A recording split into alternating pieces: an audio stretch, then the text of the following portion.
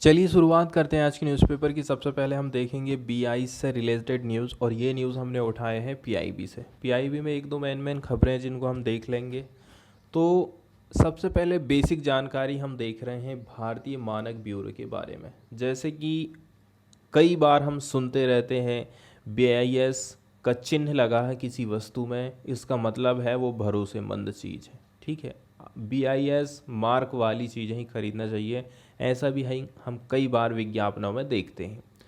तो भारतीय मानक ब्यूरो जो कि वस्तुओं को एक स्टैंडर्ड चिन्ह प्रोवाइड करता है, उसके बारे में कुछ बेसिक फैक्ट यहाँ पर बताए गए हैं। बीआईएस भारत का राष्ट्रीय मानक निकाय है, राष्ट्रीय मानक बॉडी जिसको कहते हैं हम, जिसकी स्थापना हुई थी बीआईएस एक्ट 2016 के माध्यम से।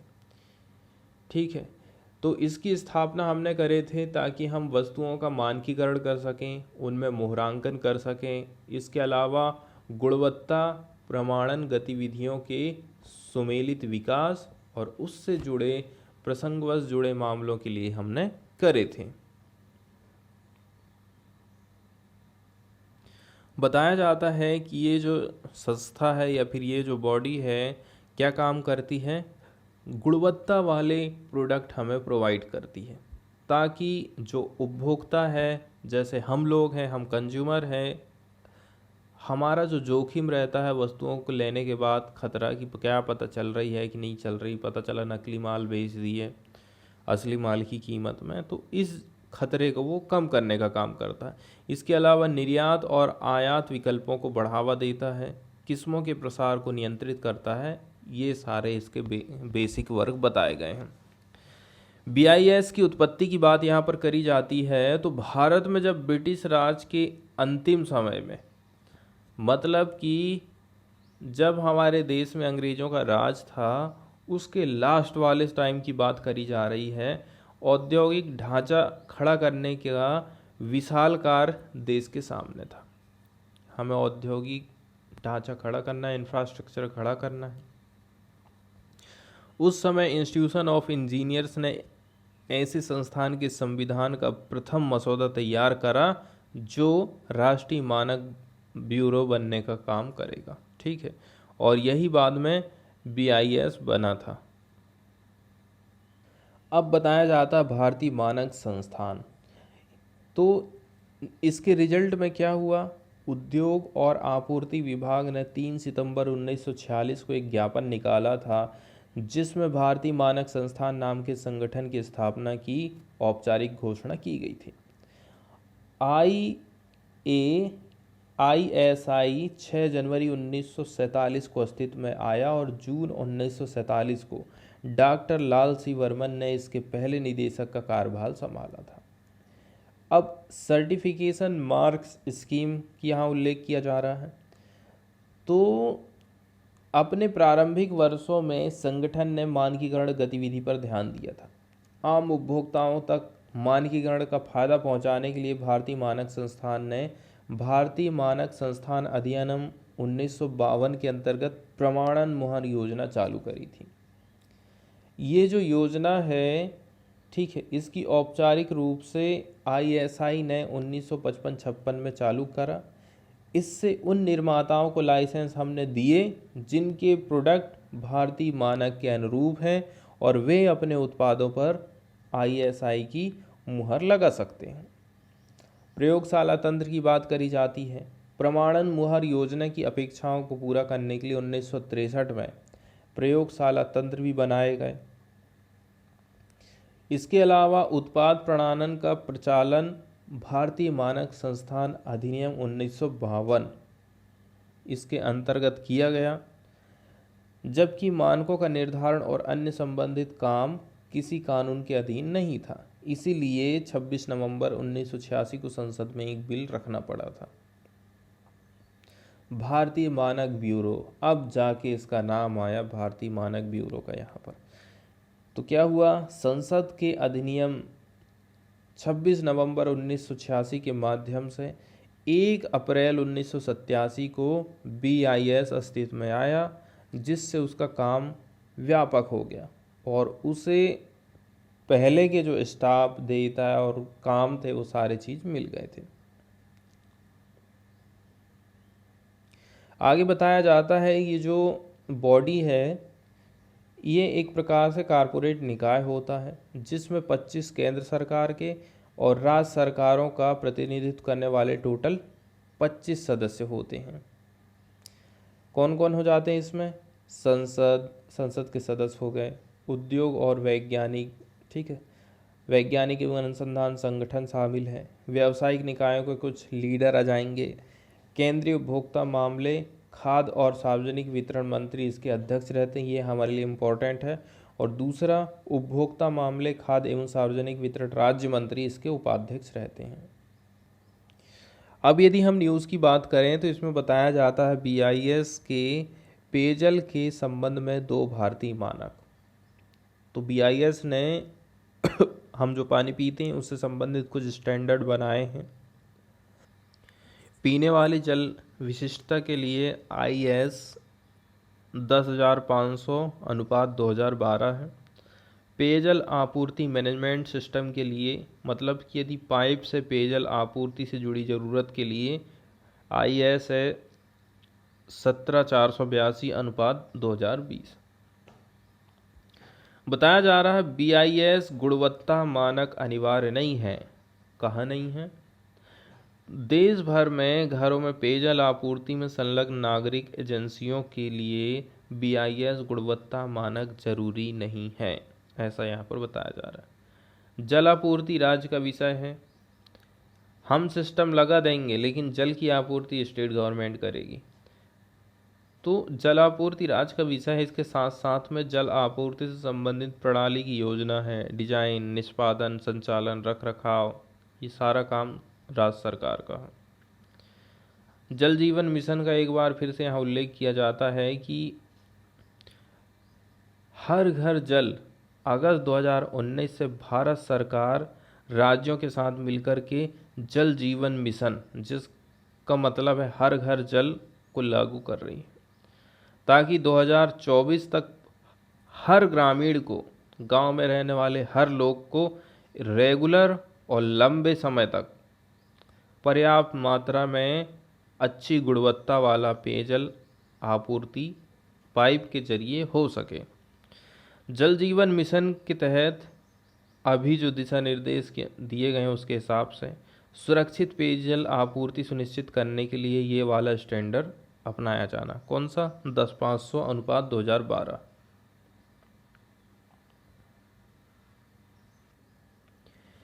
इसके बाद वाली जो न्यूज़ है वो IGC से रिलेटेड है, मतलब कि इंटरनेशनल जियोलॉजिकल कांग्रेस। इसकी थीम रखी गई है geosciences, the basic science for sustainable future. हमारा जो फ्यूचर है वो सस्टेनेबल रहे, इसके लिए जो बेसिक साइंस है ये इसकी थीम रखी गई है। Will be held here during 20 से 22 मार्च 2022 ऑन वर्चुअल प्लेटफार्म। हमारे इंडिया में 20 से 22 मार्च को ये वर्चुअल प्लेटफार्म के माध्यम से आयोजित की जाएगी। The entire world today is concerned about it's sustainability. पूरा जो विश्व है सस्टेनेबिलिटी को लेकर के चिंतित है, क्योंकि संसाधन एकदम कम होते जा रहे हैं, चाहे वो ज़मीन हो, चाहे वो पानी हो, वन है, ठीक है, ये सारी चीज़ें कम होती जा रही हैं, तो इनके ऊपर दबाव भी बढ़ रहा है। अब ज़मीन आप देख लीजिए, जनसंख्या जिस हिसाब से बढ़ रही है तो ज़मीन के दाम कितने हाई होते जा रहे हैं। तो सस्टेनेबिलिटी को लेकर के पूरी दुनिया में चिंता है। Since geo science can play a crucial role, तो ऐसे मामले में जियो साइंस एक महत्वपूर्ण रोल प्ले कर सकती है। जियो साइंस वर्ड यहाँ पर यूज़ किया गया है, तो आखिर जियो साइंस होता क्या है? जियो साइंस, जिसको हम अर्थ साइंस भी कहते हैं, is the study of earth. इसके अंतर्गत हम पृथ्वी का अध्ययन करते हैं। जियो साइंस में इंक्लूड है so much more than rocks and volcanoes. तो इसमें न केवल पत्थर का बल्कि वॉल्कनों का, इसके अलावा it studies the process that form and shape earth surface. कैसे करके अर्थ की सरफेस बन रही है, the natural resources we use, कौन कौन से नेचुरल रिसोर्स हम यूज़ कर रहे हैं, and how water and ecosystem are interconnected, कैसे करके पानी और इकोसिस्टम आपस में इंटरकनेक्टेड हैं। जियो साइंस यूज़ करता है tools and techniques from other science field as well as such as chemistry, physics, biology and math. तो जियो साइंस अदर साइंस का सहारा लेता है और टूल विकसित करता है और फिर ये अपने डाटा प्रस्तुत करता है, अध्ययन करता है। आगे बताया जा रहा है ये जो 36वें नंबर की आईजीसी है, आखिर वो है क्या चीज़।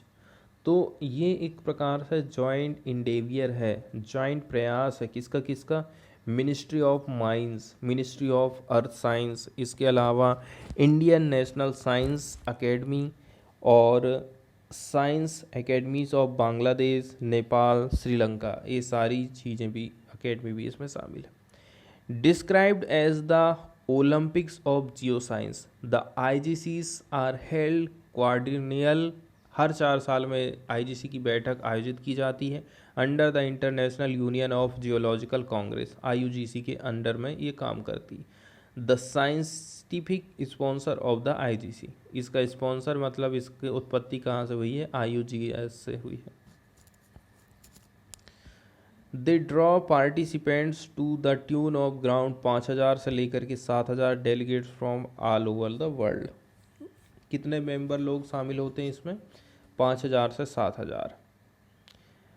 The event would provide a unique platform for knowledge and experience sharing in the field of Jio science और प्रोफेशनल नेटवर्किंग। बताया जा रहा है ये जो इवेंट होगा ये एक यूनिक प्लेटफार्म प्रोवाइड करेगा ताकि नॉलेज और एक्सपीरियंस को शेयर किया जा सके इस प्लेटफार्म पर, और इसका फील्ड रहेगा जियो साइंस और प्रोफेशनल नेटवर्किंग का। बताया जा रहा है it will give first hand information, ये हमें फर्स्ट हैंड इंफॉर्मेशन प्रोवाइड करेगा किसमें, latest technologies in mining, mining में हम नई नई तकनीक का उपयोग करेंगे, मिनरल एक्सप्लोरेशन और मैनेजमेंट ऑफ वाटर के मामले में, मिनरल रिसोर्स एंड इन्वायरमेंट के मामले में। इसके अलावा it would also facilitate to increase academic production, academic production को भी हम बढ़ावा देंगे। इसके अलावा हम क्रिएट करेंगे opportunities for capacity building across Jio scientific stream. अब साइंटिफिक प्रोग्राम जो किए जाएंगे उससे क्या रिफ्लेक्ट होके आने वाला है, तो यहाँ पर बताया जा रहा है कि how geoscience are integrally related to a sustainable future touching various aspect of life. तो कैसे करके जियो साइंस इंटीग्रली रिलेटेड है सस्टेनेबल फ्यूचर के लिए, जो कि टच करती है वेरियस एस्पेक्ट ऑफ लाइफ को। बताया जाता है कि the task will also highlight the complex interaction of various phenomena that regulate the earth process and their symbiosis with the biosphere by focusing on emerging paradigms in the realm of geoscience in context of sustainable development। अब India ने क्या किया था ना, bid जीत लिया था, इसलिए India इसको होस्ट कर रहा है। India leading its regional partners had bid in the 34th international geological congress at Brisbane in 2012 Brisbane में 34वें नंबर की ये बैठक हुई थी। तो उस टाइम में क्या हुआ था कि 36वें नंबर की जो आईजीसी की बैठक थी वो 2020 में इंडिया में होने वाली थी। ये इस प्रकार की बिड इंडिया ने जीता था, इसीलिए इसका जो आयोजन है हमारे यहाँ पर किया जा रहा है। 58 years ago India had hosted the 22वें नंबर का session of IGC which was the first IGC on the Asian soil. Asia में पहली बार इंडिया ने ही इसका होस्ट किया था। आईजीसी के बारे में यहाँ पर बेसिक फैक्ट बताए गए हैं। International geological congress, the international geological congress is a non profit scientific and educational organisation. ये एक नॉन प्रॉफिट साइंटिफिक और एजुकेशनल संगठन है और इसकी जो मीटिंग्स है ना वो आयोजित की जाती हैं, कोलैबोरेशन किसके साथ में रहता है और स्पॉन्सरशिप किसकी रहेगी, IUGS की रहेगी, international union of geological science की। IUGS होल्ड करता है it's general assemblies in conjunction with sessions of IGC। तो IUGS होल्ड करता है इसके जनरल असेंबलीज को किसमें, इन conjunction with sessions of IGC। इसके अलग अलग सेशन आयोजित किए जाते हैं इसी के माध्यम से। मेन पर्पस की यदि हम बात करें इसकी, तो वो है इनकरेज करना एडवांसमेंट ऑफ फंडामेंटल और अप्लाइड रिसर्च को, किसके मामले में, अर्थ साइंस वर्ल्ड वाइड, इसके मामले में फंडामेंटल और अप्लाइड रिसर्च को बढ़ावा देना इसका मेन काम है। ड्यूरिंग द मिड 19वें number 19th century, the necessity of holding an international congress was strongly felt among the community of geologists in Europe and North America। 19वीं शताब्दी में इस बात को बहुत मजबूती के साथ में फील किया गया था कि नहीं, ऐसा कोई कांग्रेस होना चाहिए।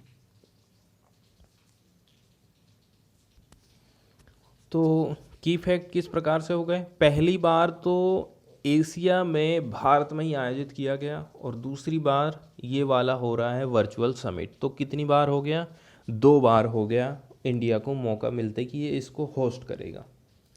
Geological survey of India is the nodal agency for organising event. इसके लिए geological survey of India nodal agency बनाया जाता है। कुछ फैक्ट हम देख रहे थे इंटरनेशनल जियोलॉजिकल कांग्रेस से related, popularly described as the Olympics of Jio science. इसको हम ओलंपिक्स ऑफ जियो साइंस के नाम से भी जानते हैं।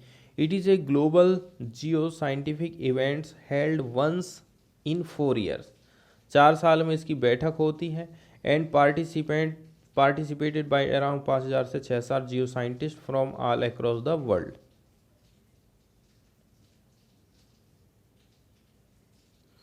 अब 1875 में क्या होता है ना, बफेलो न्यूयॉर्क USA में एक कमेटी का गठन किया गया था ताकि वो कंसिडर्स कर सके, विचार कर सके organisation of an international congress on geology.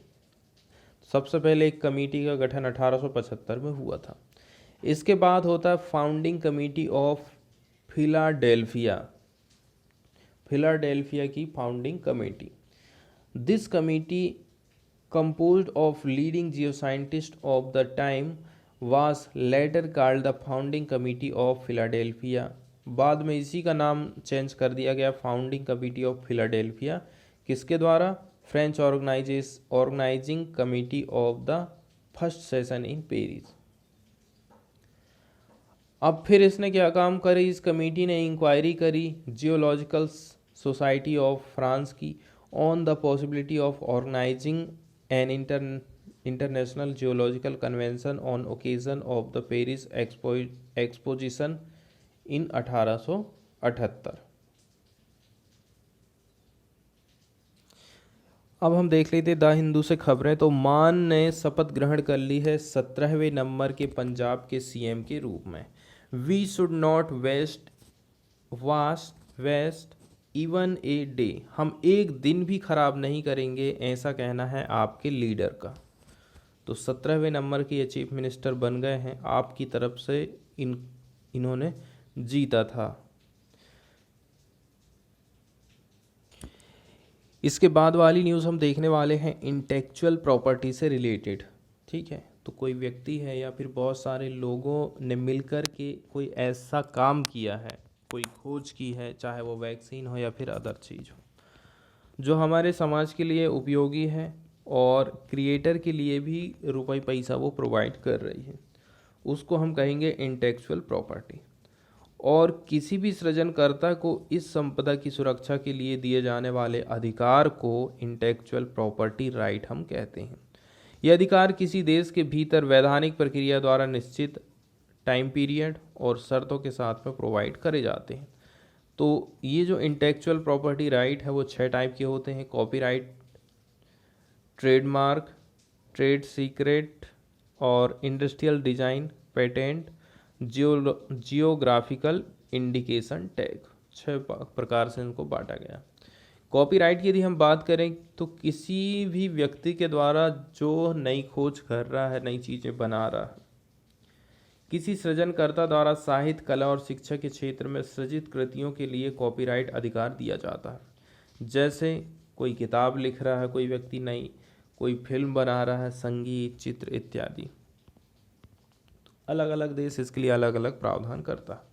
Bharat की बात करें तो यहाँ इस अधिकार की अवधि सृजनकर्ता के संपूर्ण जीवन काल तक रहेगी।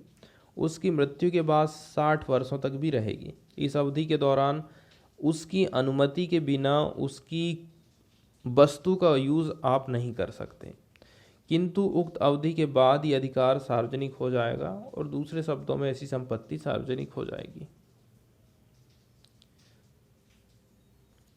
अब ट्रेडमार्क होता है कोई सेवा, संस्था या फिर उत्पाद का नाम और नाम के साथ जुड़ी कला, जैसे कि उसका कोई लोगो है या कोई उसका स्लोगन है, तो ये ट्रेडमार्क कहलाता है।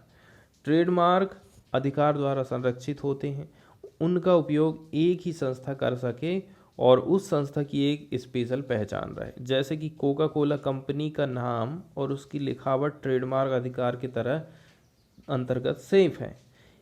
इसी के लिए कोई भी अन्य व्यक्ति या फिर अन्य कंपनी इसका यूज़ नहीं कर सकती है।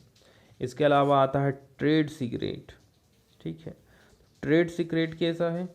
जब किसी उत्पाद के उत्पादन की प्रक्रिया में किसी पदार्थ के मिश्रण से उस उत्पाद में कुछ स्पेशल हम गुण पैदा कर लेते हैं, उस गुण से उत्पाद का महत्व बढ़ जाता है, तो ये विशेष पदार्थ और उत्पादन की प्रक्रिया ट्रेड सीक्रेट कहलाती है।